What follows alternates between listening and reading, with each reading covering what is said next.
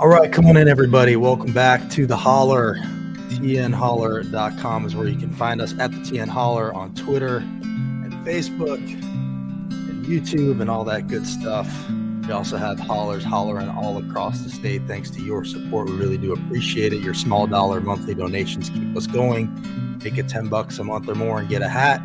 If you need a lawyer, go check out Abby Rubenfeld. She's very supportive of us. If you're buying or selling her home in Middle Tennessee, David, Lisa Parker is who you should check out. And if you are in need of some coffee, we have a new supporter, Bongo Java, very supportive of us, and we do appreciate it. Today, we are joined by someone I would say you probably know if you follow us at all here at The Holler. He is a staple in the conversation here in Tennessee and Nashville, David Plazas of the Tennessean. David, how are you today? I'm doing well, Justin. How are you doing? Good. Thanks for jumping on here. I do appreciate it. I know I annoy you with my texts and messages sometimes, but it does feel like we have something to talk about today that I just wanted to get you on here to talk about so that the people could hear what you have to say. This is something that's obviously been brewing for a while. I just want to tee it up by showing people that you guys just posted yesterday about the situation with Marsha Blackburn and Gloria Johnson, who are running for Senate. And for a long time, we have been saying that we would like to see a debate between the two of them. And I know that generally speaking in this state, when debates happen, it's often you who moderate and the Tennessean who sponsors. And so I know that you've been asking for a while for Marsha to do it. And then yesterday you posted, sorry, that's not it. This is it. That Marsha Blackburn won't debate Gloria Johnson despite benefits for Tennessee voters. So can you tell us a little bit about what's been going on behind the scenes in terms of trying to make this debate happen? Yeah, no, and I appreciate all your texts actually, because you do hold me accountable. And sometimes I can't get back to you as quick as I can, only because we're in the process of background conversations. And the reality is it takes a long time to put on these events. You know, I've been in Tennessee for the last 10 years and have organized forums and debates for many of these years. In 2018, we organized a debate with Senator Blackburn, then Representative Blackburn, and Phil Bredesen in her first Senate race. And we really tried in earnest to make it happen, talking with her staff as early as last year, trying to get our ducks in a row. And a few months ago, we weren't getting texts and calls or emails returned. We were trying hard to see if that would change, talking to different campaigns with different partners. And the reality is that we couldn't make it happen. I mean, I'm not upset, but I'm disappointed because I think that there is a definite public benefit. And, voters were 51st among states in the District of Columbia when it comes to voter turnout, according to the MIT election data that they have. And that's from 2022. And so it's very disappointing. I think when we have an opportunity to assess candidates and ideas, that makes a difference. At the same time, I mentioned in my column that even the late Jim Sasser, who was a senator in 1994, even though he was a three-term incumbent, agreed to debate Bill Frist, who had not voted until he was an older adult. And so this is something that is beneficial to the public. And even though Tennessee is politically, at least according to election results, a very red state, as many people have noted, we're a state that doesn't vote. We are a state that doesn't vote. That's a whole other conversation, I think. And, I do want to at least point out that there was recently a New York Times article about this exact thing that said that we are the number one most disenfranchised, highest percentage of Black people in the entire country. And we do that with a Byzantine set of laws that make it hard for felons to restore their voting rights, including having to restore their gun rights to restore voting rights. There's also all kinds of gerrymandering and voter suppression that goes on. That's a story for a different day that it would be great to actually talk about also. But I want to focus on this for a minute because I do appreciate what you're saying, that you guys have been putting in the effort, trying to get Marsha to debate. I believe that. We do know, as you said, that she debated Marsha or Phil Bredesen, I think twice actually, back when it was the two of them running against each other, and she was not the incumbent. So she thought she had something to gain at that point. And now Gloria has said anytime, any place, basically, and Marsha has stopped returning your messages. So one of the things that I think I'm going to talk about here, and I just want to ask you about, because in your article, first of all, the article doesn't mention something that I think is important to highlight, which is Marsha Blackburn has not had a town hall publicly where anybody could show up in 7.5 years. And I know this because I ran against her for Congress back after that had happened in Fairview. She lied that the people there weren't from her district. She told CNN they were not, and they had been ID'd at the door. And then that was the last public town hall. She's had meetings with people in counties. She's had fundraisers like she just had in Murfreesboro, where she snuck past us to get in when we were going to ask her about this. So, I want to, I guess first I'll ask you, was there a reason you guys don't mention that in the article, or, have you talked about it and I've missed it? What are your thoughts about that part? No, I mean, there was no reason not to mention it, but the focus was on the debates itself. I mean, it's good that you bring it up because I'm happy to talk about that. That to me it's important, but it wasn't as important for this particular column. I wanted to explain the process of the debates, that the fact is we're very committed to it. I've gotten a lot of messages in this poll that we put out there. So far, we've received over 250 comments from people who've put their name to it, that will be revealing some of those in the next couple of days as I go through that file. So I get that. And so it definitely was not an intentional omission, but rather wanting to focus on that. And it's true, politicians should be hosting this. I remember that former Congressman Jim Cooper would host a series of events and give out his cell phone number. And that's a big deal. You want government that is close to the people. You don't want just officials who are just representing one particular group of voters. The fact is we have 7 million people in the state of Tennessee who all deserve fair representation. And it shouldn't just be focused on the people who can afford to make contributions or who have a particular philosophy that the senator approaches. Now, I've written about the senator in the past. I've interviewed her. On the column, I have an interview that I did with her back in 2020.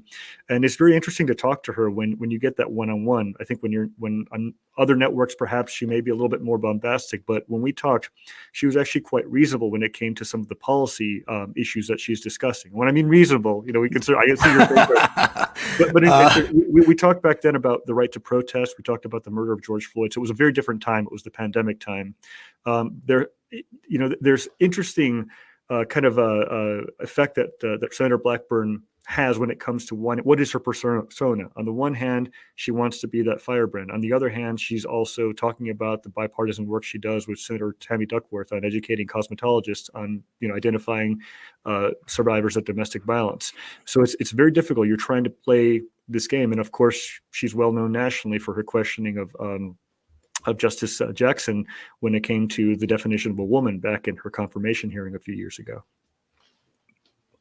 Yeah, I mean, what I hear you saying is that she plays a game of trying to have some things that make her seem reasonable while also being the fire-breathing extremist when it's convenient, and that doesn't seem whatever. I'm not trying to get into the pros and cons of Marsha's policy stuff right now because we could be here all day. Obviously, I'm not a fan of hers. And I would like to see more of that conversation between the two of you if that exists somewhere. Mostly what I see is her going on Fox News and, occasionally CNN, generally, stalling and filling space and saying, she's good at selling her talking points, which is part of why I don't really understand why she won't debate, because honestly, I expected her to do much worse against Bredesen than she did. And she actually came, I don't think he attacked her all that much. Maybe he was trying to kind of play nice, but she came off, like she knew what she was doing. So I actually don't think she would hurt herself that much. I think Gloria would be more aggressive with her, and maybe that's what she's worried about. So I wonder, do you think she should do it? Yeah, no, I think she should. I think that Governor Bredesen missed an opportunity back in 2018 to respond to some of her attacks, and I think I think he comes with an attitude of civility. He has that podcast. You might be right, and he really, was playing a game that he had run in 2006, the last time, won all 95 counties when he ran for governor for the second time, and it was a much different political era, pre-Tea Party, pre-MAGA, and when Senator Blackburn, at the time a candidate, accused him of being bought and paid for by Chuck Schumer, he kind of rolled his eyes or shook his head. And in today's environment, we are in the post-Howard Baker environment in Tennessee. And as much as I admire Senator Baker's legacy, and I wish that we could continue to have that kind of civility, as you know, I'm very much focused on that. I get a lot of pushback from that as well. But the reality is there needed to be a response. And it doesn't have to be a mean or personal response, but it's got to be a very much an adamant response of saying, no, I'm not bought and paid for by Senator Chuck Schumer, for example. So that video interview is at the top of the column that you referenced. So you can watch it there. It's about 20 minutes. And it's part of an interview show called Tennessee Voices. I interviewed Representative Gloria Johnson just a few months ago, as well as Justin Pearson, a few months ago as well, to talk about where they are. And Representative Johnson and I have had some great conversations over the years where, I once had a column saying, stop saying that democracy is dead. And she pushed back with a really powerful response. And I respect that. I think that it's okay to have very hard disagreements, but at the same time, we can be in that same space together. Having that debate is important. And I commend Representative Johnson for wanting to be on the show, despite some of our past disagreements, because the fact is I respect that. I mean, we need to be on these spaces together to help the public understand and discern and be more informed. Right. I think that's part of why a debate would be healthy. Just to mention, you mentioned that she attacked Bredesen for being bought and paid for. Marsha talking about people being bought and paid for. That is a shamelessness that I can't even measure. But yes, and I think the civility part of it, and again, I'm not trying to distract from what we're here to talk about, but I think part of what the issue people have with civility is that sometimes it ends up, sounding like both sides are to blame. And here in this state, there's a lot of what I would consider incivility going on by the supermajority, cutting microphones, slanting things, expelling Black Democrats, doing a lot of things to silence the opposition in ways that are both public and privately facing. So that word civility is a little loaded, but I don't want to get into that as much right now, because I think, I know that's something you're passionate about. I think we could talk about it a lot. Actually, I will give you an opportunity to respond. When people say that civility word sometimes runs cover for, maybe the reality of a very one-sided attack on, the conversation and the rights of, the minority, the super minority and Democrats in the state. How do you push back on that?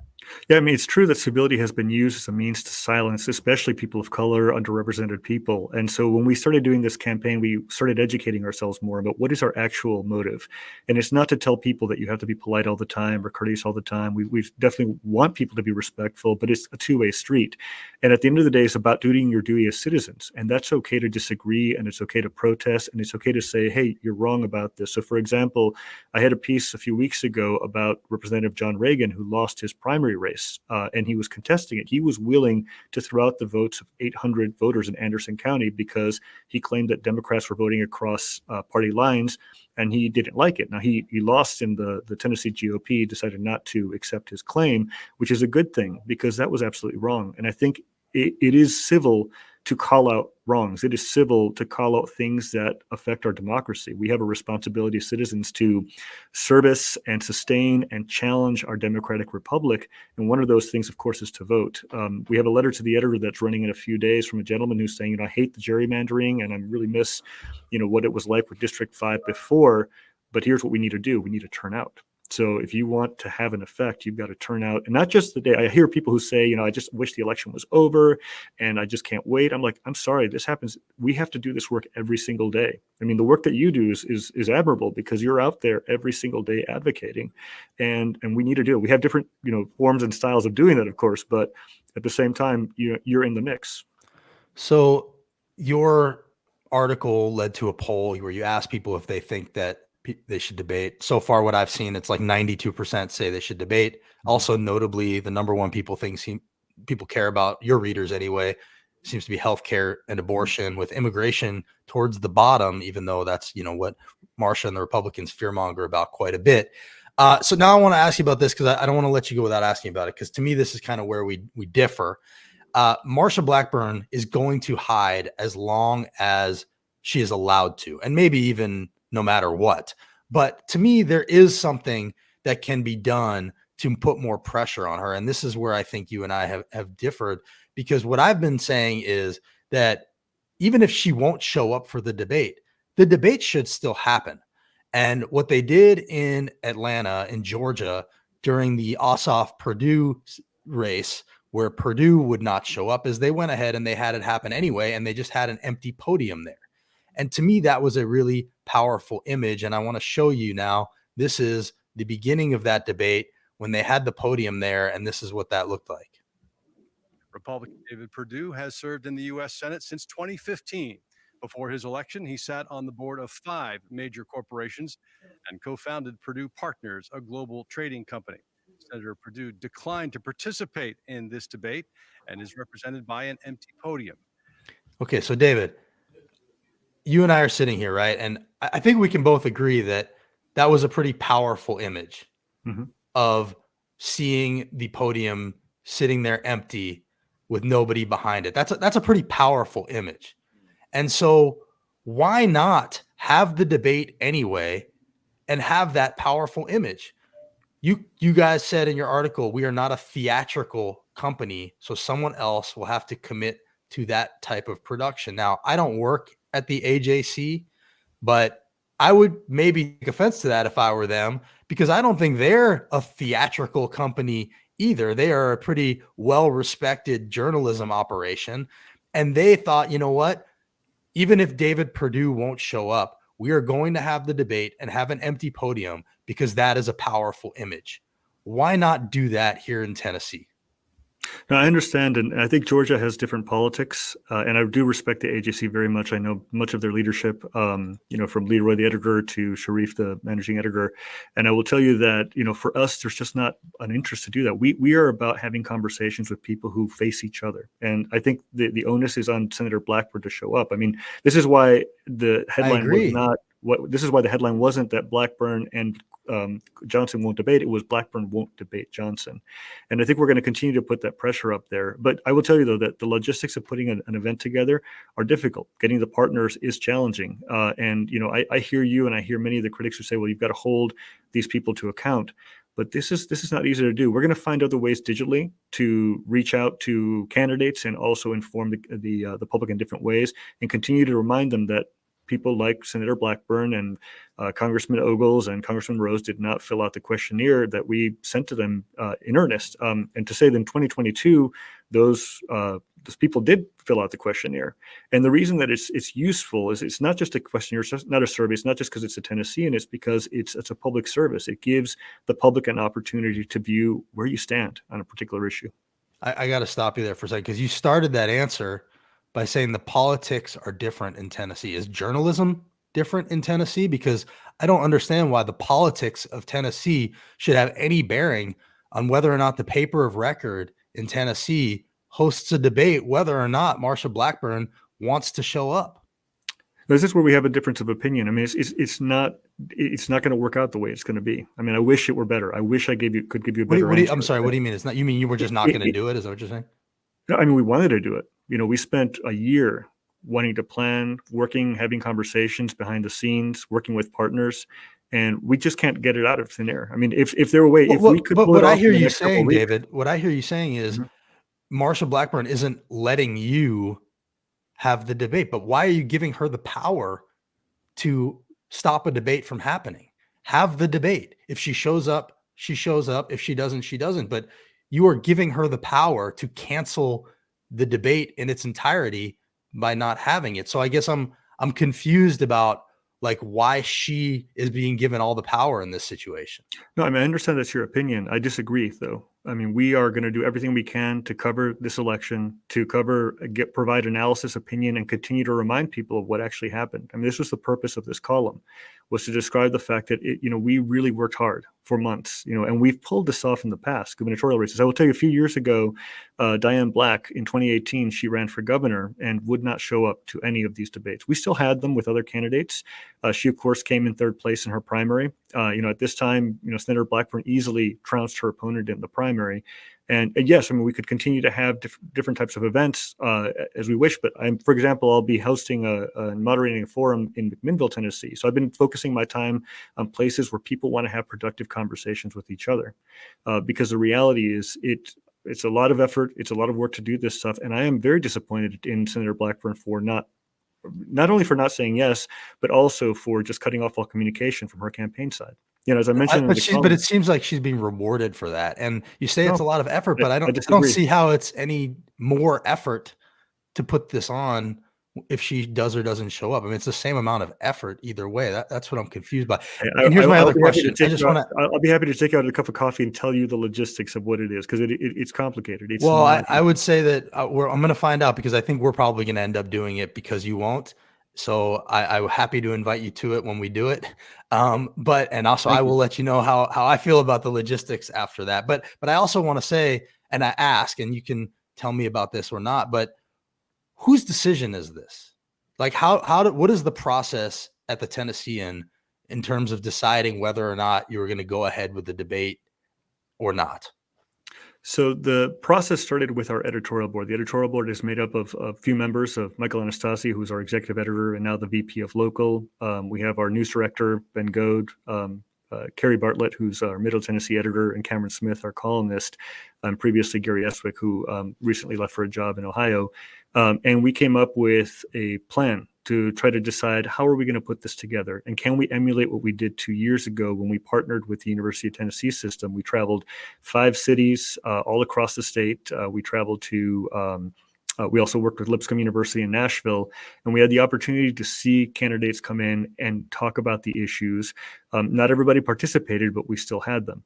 Logistically, it is challenging. And then when you are talking about having partners who are out there, who are lending their space, who are, wanting to participate in a way that's earnest and also see the issues being handled, everybody has to be on board. Everybody has to say yes. And unfortunately, it did come down to the fact that we could not pull it off without having the candidates there. That is, the candidates themselves, like Maryam Abdel-Fazli, recently had a town hall meeting, and that's great. It was last week, I believe, and that's great that the candidates are doing that. I know that Representative Johnson has been traveling the state. She just had a news release saying she traveled all 95 counties, and again, I wish we could have pulled this off. I'm certainly disappointed. The candidates do not have to be there. I mean, we've seen that in Georgia. And I guess just as a last thing, I got to ask, are you guys worried about upsetting Marsha?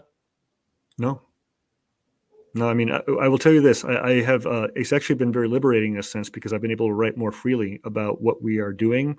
I recently had a piece that talked about Marsha being a pugilist, precisely because she's trying to straddle that line between being reasonable and bipartisan, and at the same time, being very much a fire thrower, a flamethrower when it comes to issues like immigration that you've mentioned, or issues on trans issues, which I've written about passionately and have been very critical of her and of the governor on that.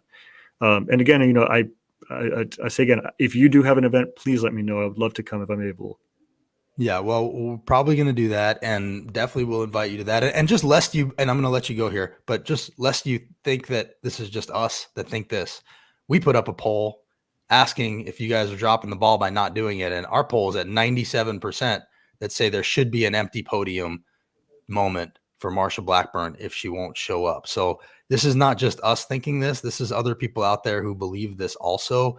And, I will say, like, I don't think any reasonable person would say that Tennessee is not pretty out of balance in terms of how we are electorally versus what actually exists in this state. I think, we're something like 3 or 4 in 10 are Democrats, and we have a 1 in 9 representation in Congress, and we have all kinds of voter suppression going on. We have a Secretary of State sending threatening letters to 14,000 people. So you guys are the paper of record, and this is why I'm putting so much pressure on you, David. It's like you guys have to start pushing back more than you have, in my opinion.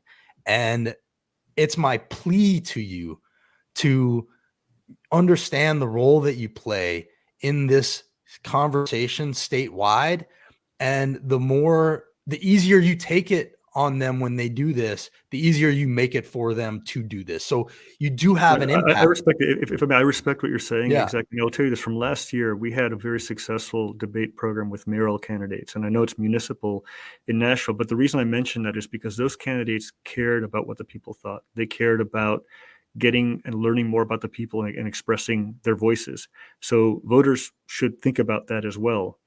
If a candidate doesn't care about talking about their ideas, that should be something that gives them an idea of who they should vote for. I mean, that's just one way to look at it, I think. I completely agree. And I think that's why an empty podium moment would let people know that that happened. More people know that that happened because visuals are important. But I understand that's not in the cards here. I genuinely appreciate you coming on here and talking about this. Thank you for doing it. Thank you, I Justin. hope you will reconsider your decision not to have this empty podium moment. But if and when we end up being the ones to do it, I will absolutely let you know so you can be there. No, thank you for the opportunity to be on your program. And again, it's a pleasure to talk to your audience, and please keep the feedback going, because this is important. We need to keep talking and need to keep supporting and protecting our democratic republic. And vote. Thanks. It's National Constitution Day and it's National Voter Registration Day. Thanks, David. Bye. So that was David Plazas with the Tennessean. And I appreciate him coming on here. I genuinely do. I wasn't sure if he would.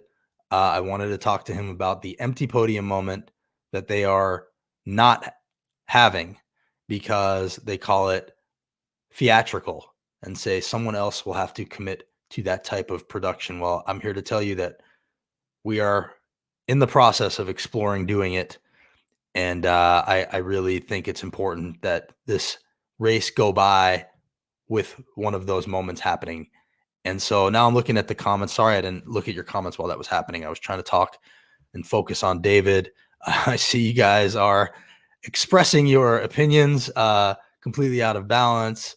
Did he say pugilist? Y'all can have it in our barn. Let's see. What else did you guys say? They have just made a decision not to do it. Yeah. I mean, ultimately that's what it comes down to. I respect David, but for him to be saying, oh, logistically, it was too hard to have the debate anyway, even if Marsha's not going to show up. Like, I don't buy that, frankly. I don't see how it seems logistically harder if you've got a senator showing up with security and whatever else. It actually seems easier logistically to do it with just one candidate. So I don't really understand that. Logistically equals sponsors. Okay. I mean, how much does it cost to, have a room? I mean, that's nonsense. It's not going to cost anything. It's a couple $100. You can find a room and, have a camera. Like, this is not, budget breaking stuff. So, I mean, they don't need sponsors. The Tennessean can do this on their own. We've seen them do it before. Comment about giving Blackburn power is spot on. Yeah, I mean, that's how it feels. Like she's being rewarded and punishing Johnson by refusing to hold a debate. That's what's happening. Like, basically, Marsha got to cancel the debate. Why? That doesn't seem right. And again, this is a powerful image, the image of an empty podium, which is what they did in Georgia. Like, why do we not get that moment here in Tennessee? How is that right? That doesn't seem right. That seems like we're depriving the public of a moment like that. And, Tennessee, we're either pressuring them to do the right thing or we're not. And so, like, that's why we have focused on the media here, because Marsha is going to hide as long as we let her. Of course. She'll just say no. She'll stop returning texts. And then she just knows, all right, then they just won't have the debate. And then we're rewarding that. The pressure should be on the media and the Tennessean, because they're the paper of record, and WSMV, WKRN, Fox Nashville, Knox News. Like, all of these outlets could be doing this and are not. And it's a shame. And, again, if you think the image of an empty podium is powerful, which I believe it is, then they are rewarding Marsha by not having it. And, we're in a moment here where there's a lot at stake. David did scold Gloria and the Dems for saying democracy's dying in Tennessee, but Gloria pushed back and said there's a lot of evidence of that. And she was right to do that. And so, I hate that our role has become being the conscience for the Tennessee media, but more and more that's what's been happening. And, they don't let us in the press corps. They vote unanimously to keep us out of the press corps and all that stuff. And, That's fine. It is what it is. I mean, I think it's wrong to do that, but somebody's got to do this stuff. And I don't think we should let them get away with shrugging about this. So again, appreciate you guys coming on here. We are going to continue to look into making this happen in the next couple of weeks here. And when I have more information about that, watch the holler, follow the holler, and we will share it. And, I think it's going to happen. So it's just a question of where and when. That's what we're trying to figure out. And when I know that, you'll know that.